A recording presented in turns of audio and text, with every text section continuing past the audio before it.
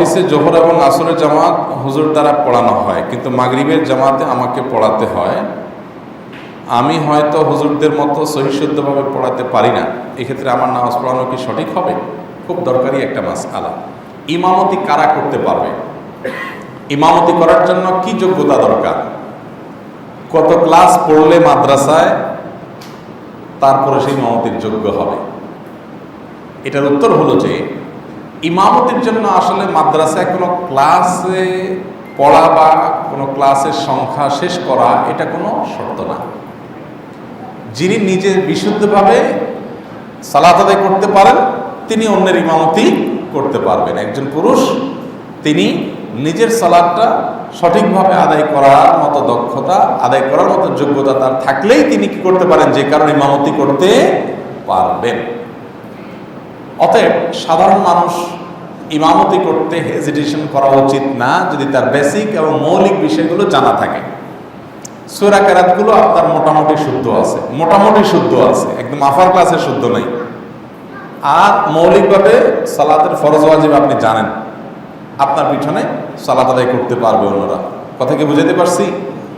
তবে যদি একজন মানুষ একেবারে খুল্লম খোলা ফাসিক হয়, ফাসিকের আলামত বহন করে, তাহলে অনেক ইমামদের মতে তার পিছনে অন্যদের জামাতে সালাত আদায় করাটা মাকরুহ। বাট ইমামতি করতে হলে মাদ্রাসায় পড়তে হবে, হাফেজ আলেম হইতে হবে, এরকম কোনো পূর্ব শর্ত নাই। এমনকি আপনার গায়ে লম্বা জামা নাই, জুব্বা নাই, ফাড়া পাঞ্জাবি আছে, কিংবা ফাড়া পাঞ্জাবিও নাই, হয়তো শার্ট আছে, এটা ভালো মার্জিত পোশাক আছে, তারপরও আপনি যদি ইমামতি করেন আপনার পিছনে অন্যদের সালাত বিশুদ্ধ হয়ে যাবে, যদি ওই যে মৌলিক ইমামতির জন্য যে যোগ্যতা, অর্থাৎ ইমামতির জন্য এক্সট্রা কোনো যোগ্যতা নেই। মূল যোগ্যতাটা কি? আপনি নিজের জন্য যা দরকার ইমামতির জন্য সেটা দরকার।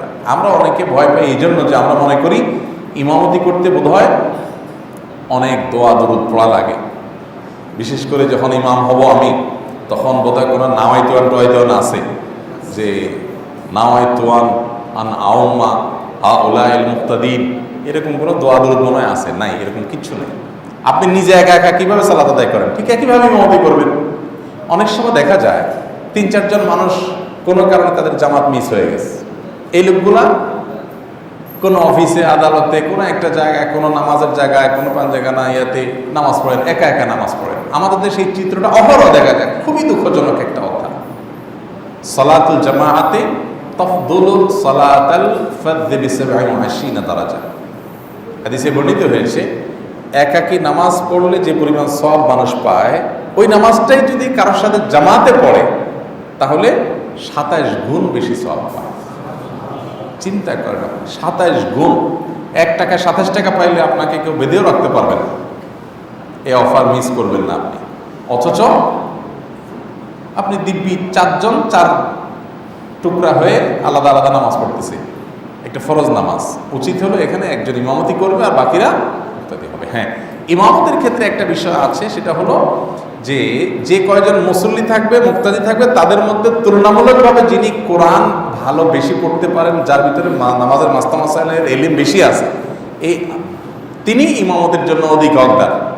কথা কি বুঝতে পারছি?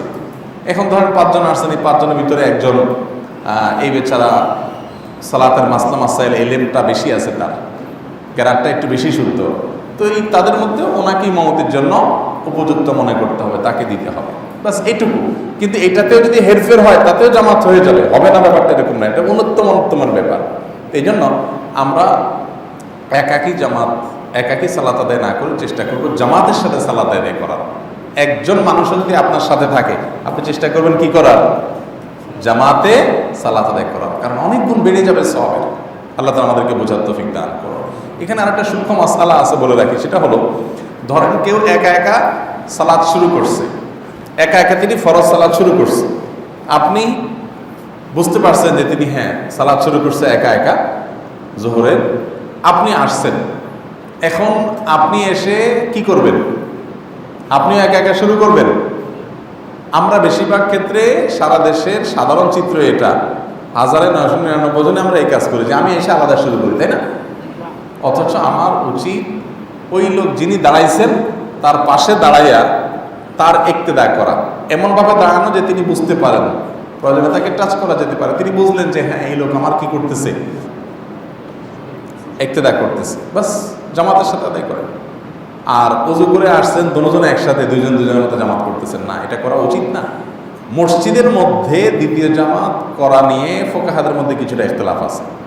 ফোকাহ হানাফের মতে এটা মাকরুহ দ্বিতীয় জামাত করা, কিন্তু মসজিদের বারান্দায় একটু আউটসাইডে এইসব জায়গাগুলোতে করাতে কোনো ইখতিলাফ কারণ নেই। নবী করিম সাল্লাল্লাহু আলাইহি সাল্লাম মসজিদে সালাত আদায় করেছেন, নামাজ শেষ জামাত, এরপরে এক ব্যক্তি আসছেন, তখন নবী সাল্লাল্লাহু আলাইহি সাল্লাম বলেছেন এই ব্যক্তিকে কে হেল্প করবে জামাতে সওয়াব পাওয়ার জন্য? তখন একজন বলছে আমি করব। তিনি কিন্তু আগে নামাজ পড়ে ফেলছেন নিজেরটা, ফরজটা। তখন ওই ব্যক্তি ওনার সাথে, ওই পরে আসা লোকটার সাথে মুক্তাদি হয়ে দাঁড়াইছে, এর ফলশ্রুতিতে লোকটা জামাতে সালাত আদায় করলো।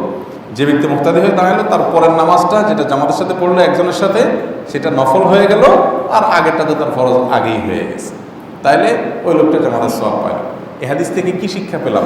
যে আমার নবী করিম সাল্লাল্লাহু আলাইহি সাল্লাম চাইতেন না যে আমরা একা একা নামাজ পড়ি, সবসময় কি চাইতেন তিনি? আমরা যে জামাতের সাথে নামাজ পড়ি। অতএব চেষ্টা করবো না ইনশাআল্লাহ।